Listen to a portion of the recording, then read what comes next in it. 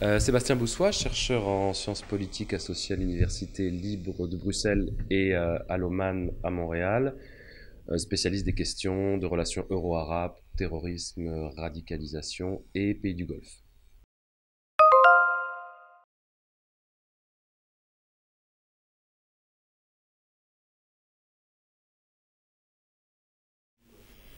Parce que je pense en fait que nous sommes dans un monde interconnecté entre l'Europe, le Maghreb, le Machrek et les pays du Golfe, et que toute crise qui surgit dans une de ces aires géographiques ou géostratégiques a des conséquences sur les unes ou sur les autres. Donc on comprend très bien l'imbrication qu'il y a entre l'Europe et le Maghreb, entre l'Europe et les pays dits du Levant,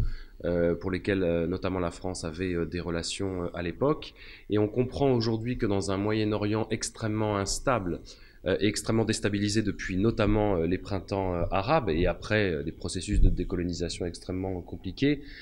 toute incertitude ou toute instabilité des pays du Golfe avec lesquels nous avons souvent des partenariats très, voire trop privilégiés, a des conséquences majeures sur notre propre stabilité et sur notre sécurité. Donc il est vrai que la crise qui a été provoquée par l'Arabie Saoudite et les Émirats le 5 juin 2017 contre le Qatar, mais qui remonte à des processus beaucoup plus anciens, a une conséquence majeure, c'est qu'il a en grande partie détruit le Conseil de coopération du Golfe, qui est un acteur majeur en termes de sécurité, en termes de coopération militaire pour l'Europe et pour tout le bassin méditerranéen. Donc je pensais et je trouvais qu'il était intéressant de revenir aux fondamentaux à la fois des relations entre ces pays, mais également des relations entre ces pays et l'Europe et les États-Unis, pour davantage comprendre pourquoi ce qui pourrait apparaître comme un isolement mineur d'un pays dans la région du Golfe arabo-persique a des conséquences qui peuvent à terme nous toucher directement. Donc c'était l'objectif du livre, remonter aux origines de la crise et puis développer à la fois les relations entre ces pays et les conséquences d'une telle crise qui pourrait apparaître au départ comme tout à fait régionale, mais dont j'ai décidé à travers le titre qu'elle pouvait être potentiellement internationale.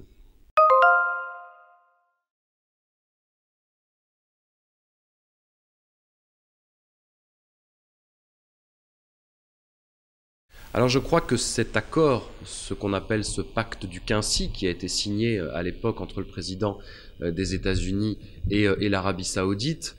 est un problème majeur et pour l'équilibre de la région, mais également pour les relations internationales et le système de régulation internationale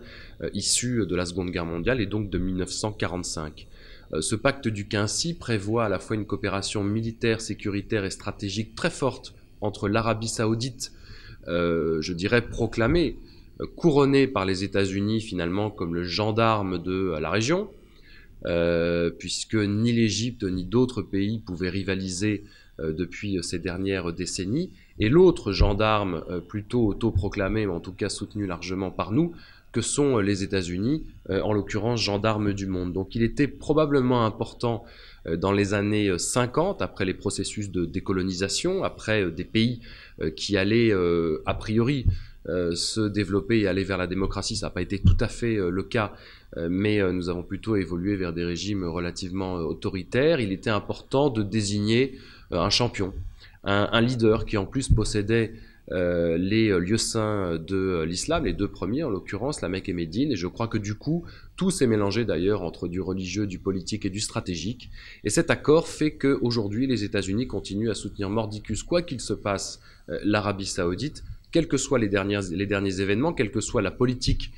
souvent périlleuse et dangereuse de l'Arabie Saoudite, qui aujourd'hui n'incarne plus vraiment un acteur modéré dans la région ou équilibré, encore moins un médiateur, mais s'affiche clairement comme un agent et un acteur du wahhabisme et du salafisme qui ne manque pas de déstabiliser certains pays et qui ne manque pas de se positionner, y compris dans des guerres fratricides comme aujourd'hui au Yémen, et du coup accélère la déstabilisation. Donc, d'un accord qui était prévu pour être un accord de stabilité, ce fameux pacte du Quincy, je crois aujourd'hui qu'il est sérieusement à réfléchir sur son avenir, mais même un président comme Barack Obama, qui a priori pouvait être relativement plus équilibré, plus modéré, ou qui prenait le désengagement américain dans la région, nous a fait un magnifique cadeau, c'est-à-dire que juste avant de partir de la Maison-Blanche, il a re-signé pour un tour ce pacte avec l'Arabie Saoudite.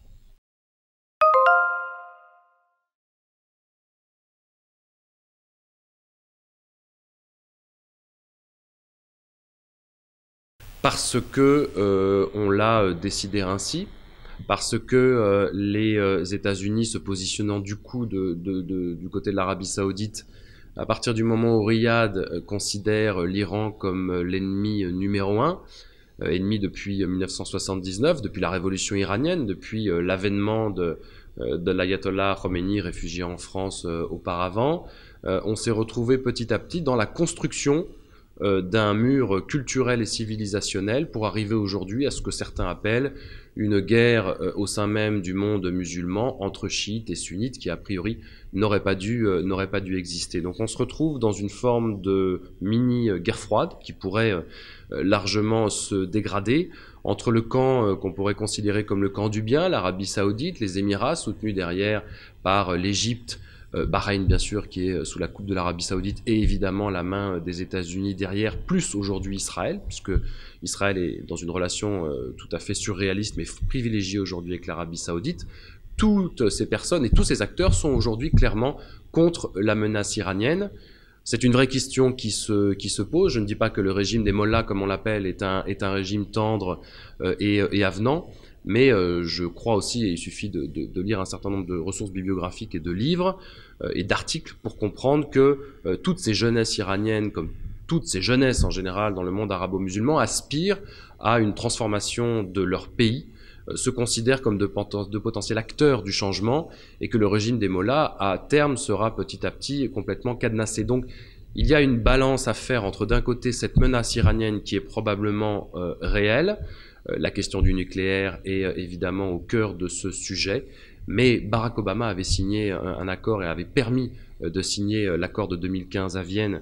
sur l'encadrement du nucléaire civil iranien, et malgré le respect à la lettre de cet accord, le président américain Donald Trump, à son arrivée à la Maison-Blanche, a décidé de tout faire sauter, comme il en a le secret et la spécialité depuis qu'il est arrivé en 2016, a décrété que l'Iran ne respectait pas cet accord et a réaccéléré, réenclenché en se retirant de ce fameux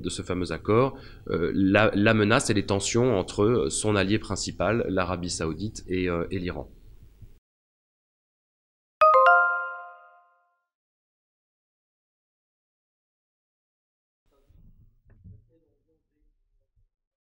Je crois qu'on est aujourd'hui déjà dans une forme de crise internationale à partir du moment où tout le monde, tous les pays occidentaux ont leur bille dans le golfe arabo-persique. Il est évident que de cette tension entre l'Arabie Saoudite et l'Iran, de ce glissement qui fait tache d'huile entre l'Arabie Saoudite qui a décrété que le Qatar était un allié indéfectible ou un frère de l'Iran, et mettant l'Égypte dans sa poche de l'autre côté, qui ne peut pas vivre d'ailleurs sans un financement américain ou sans un financement de l'Arabie Saoudite, a déjà provoqué une forme de crise internationale, puisque que ce soit la France, que ce soit la Grande-Bretagne, que ce soit beaucoup d'États membres de l'Union européenne, nous avons tous des relations économiques, stratégiques et militaires avec l'Arabie Saoudite, avec le Qatar et avec les Émirats arabes unis. Donc une crise régionale à cet endroit-là, comme une crise entre Israël et Palestine par exemple, ou les crises qui agitent le Maghreb actuellement, ont évidemment des conséquences sur nos relations à nous en Europe. Et à partir du moment où on est depuis maintenant un certain nombre de décennies, voire depuis 130 ans, dans une région qui ne maîtrise pas véritablement son destin, qui maîtrise encore moins ses ressources et donc du coup son indépendance avant tout énergétique et économique, à la fois les uns et les autres sont interdépendants, et donc du coup bien sûr qu'on est dans une crise internationale et que chacun essaye de résoudre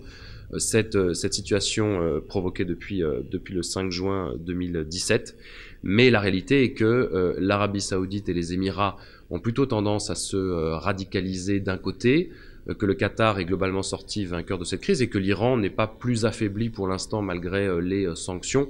et sera heureux de pouvoir aussi revendiquer, brandir son statut de victime. Donc on est dans une situation qui peut glisser, qui peut dégénérer, entre des pays qui aspirent aussi à avoir l'arme nucléaire, entre des pays qui l'ont, comme Israël, et son allié saoudien aujourd'hui qui a demandé à pouvoir enrichir son uranium et pouvoir arriver à terme à la possession de l'arme nucléaire, et l'Iran dont on pense pour l'instant qu'effectivement c'est plutôt du nucléaire civil et qui pouvait peut-être aspirer à avoir cette arme nucléaire. Donc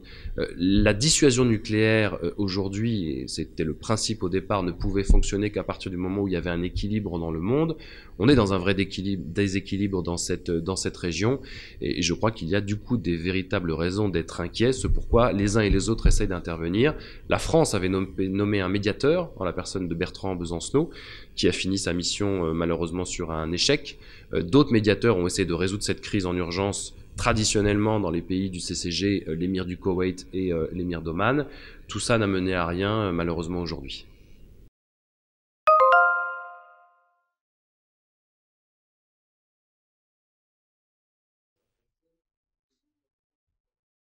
Je dirais que le Qatar a réussi sa seconde indépendance aujourd'hui. Depuis, en effet, la crise, et depuis 2017, il a, une fois encore, en réalité, surpris tout le monde. Il suffit de se projeter sur une carte de la région. Quand on voit la taille de l'Arabie saoudite, qui a à peu près 30 millions d'habitants, quand on voit la taille du Qatar, qui est absolument minuscule, représentant un ou deux départements français, on a quand même du mal à imaginer que l'Arabie saoudite puisse considérer le Qatar comme une sorte d'ennemi majeur.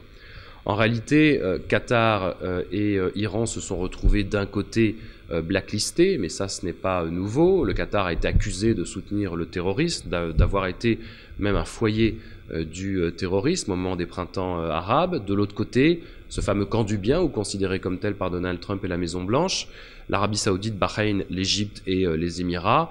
ont décidé de déclencher du jour au lendemain un embargo et donc de blacklister le Qatar, ce qui fait que du jour au lendemain,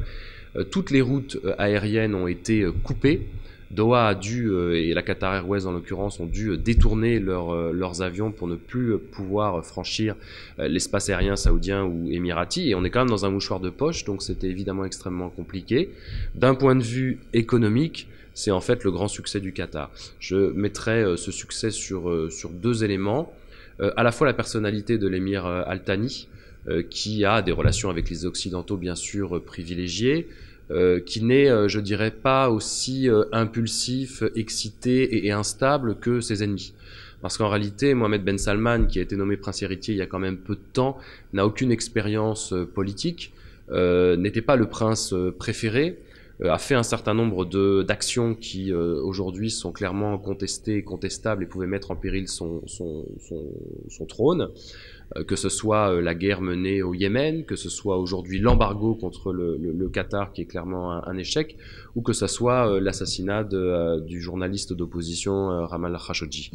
L'émir Al Thani a toujours été relativement plus modéré. Je dirais même son petit bonhomme de chemin, maintient ses relations avec les uns et les autres. D'ailleurs, la tradition du Qatar jusqu'à aujourd'hui a toujours été de ne pas se faire d'ennemis et de discuter et de négocier avec tout le monde. C'est en ça que je pense qu'il peut devenir à terme un médiateur régional. Ça, c'est une affaire à suivre. La deuxième,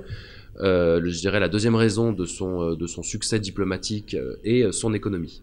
Que ce soit le Qatar ou les Émirats, ces deux pays ont toujours misé sur ce qu'on appelle une vision, c'est-à-dire une diversification de l'économie pour ne pas dépendre uniquement de la rente pétrolière et des hydrocarbures.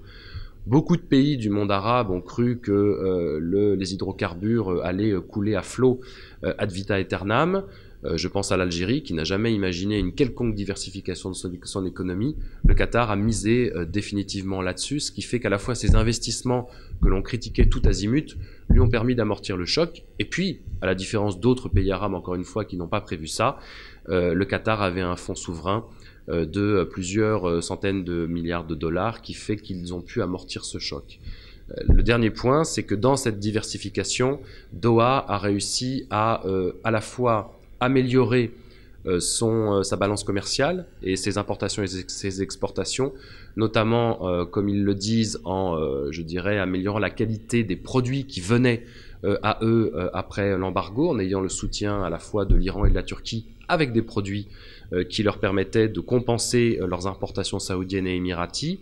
et puis en même temps en transformant une forme de réseau d'alliances très mobile dans cette région-là, mais aujourd'hui, comme le dit notamment Loulou Al-Khater, la porte-parole du ministre des Affaires étrangères qatari, ils ont aujourd'hui plus d'alliés qu'ils en avaient avant la crise. Le mérite au moins de cette crise est que les choses sont claires,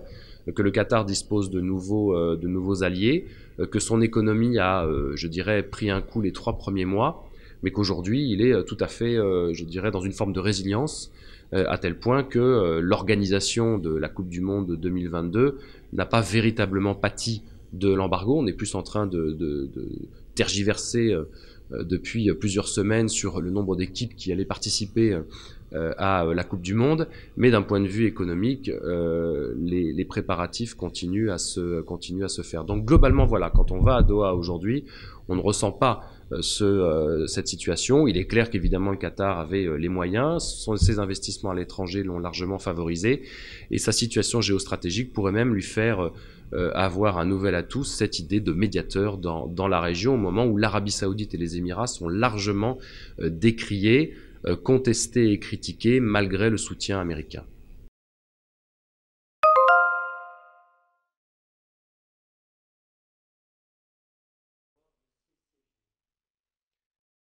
Le Conseil de coopération des pays du Golfe est quasiment aujourd'hui mort. À partir du moment où vous avez une situation extrêmement compliquée avec des membres fondateurs qui ne se parlent plus, évidemment la position du CCG est difficilement tenable. On a d'un côté l'Arabie Saoudite et les Émirats qui blacklistent le Qatar. Les réunions du CCG ne se passent plus véritablement dans une dynamique. Le CCG avait le mérite d'être une des organisations les plus intégrées du monde avec l'Union européenne. Aujourd'hui, tout s'est compliqué. Ils n'avaient pas réussi l'union monétaire, mais ils avaient réussi l'union économique. Le CCG est un partenaire idéal pour nous en termes de sécurité dans la région. Aujourd'hui, il est clair qu'il est en panne totale. Et comme je le disais, même les traditionnels médiateurs des crises internes au CCG, en l'occurrence l'émir du Koweït et celui d'Oman, ne sont parvenus malheureusement à rien du tout. Alors, la difficulté, en tout cas ce que prétendent ou ce que disent les Qataris, c'est qu'on ne peut pas continuer dans la région avec une organisation qui soit aussi contrôlée par l'Arabie Saoudite et par Riyad. Et en fait, beaucoup d'organisations du monde arabo-musulman, que ce soit la conférence islamique qui est en Arabie Saoudite ou la Ligue arabe qui est en Égypte, positionnent clairement la situation et montre clairement que du coup l'Arabie Saoudite et l'Égypte qui lui est soumise contrôlent aujourd'hui tout. Donc le Qatar a proposé une organisation alternative avec ses alliés, que ce soit la Turquie ou l'Iran actuellement, pour essayer de rééquilibrer les choses. Mais il est clair qu'il n'y aura pas de solution dans cette histoire et dans cette crise sans une relance d'une intégration régionale, sans une relance d'une coopération sécuritaire et militaire qui puisse permettre d'apaiser d'une part la péninsule arabique, puis ensuite le Mashrek.